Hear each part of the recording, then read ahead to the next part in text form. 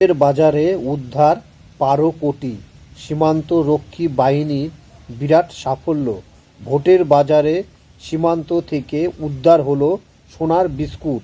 সীমান্ত রক্ষী বাহিনী ভোটের বাজারে ভারত বাংলাদেশের সীমান্ত থেকে উদ্ধার করল প্রায় ১২ কোটি মূল্যের সোনার বিস্কুট। একটি সর্বভারতীয় সংবাদ মাধ্যমের খবরের ভিত্তিতে জানা গিয়েছে যে ভারত বাংলাদেশের সীমান্তে হালদার পাদা সীমান্ত গ্রামে বিএসএফ গোয়েন্দা বিভাগ একটি বিশেষ অভিযান করে। সেই অভিযানে ১২ কোটি টাকার ১৬ কেজি সোনার ৮৯টি বিস্কুট সহ একজন চোরা কারবারিকে আটক করা হয়েছে।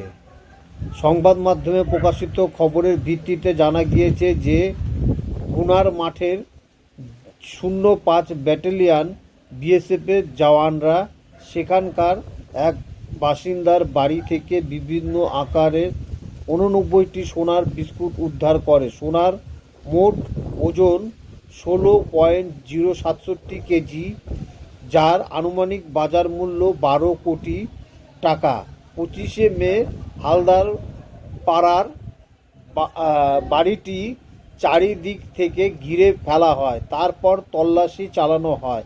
একটি কাপড়ের বেল্টে লুকিয়ে রাখা সোনার চালান ধরা পড়ে।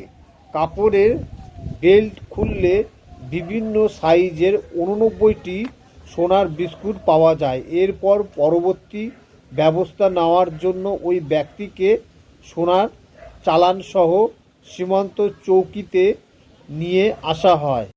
জেরায় জানা গিয়েছে ২০২৪ সালের মার্চ মাসের শেষ সপ্তাহে তিনি বাংলাদেশ থেকে ১ কেজি স্বর্ণ চোরা কারবারির সঙ্গে দেখা করেছিলেন।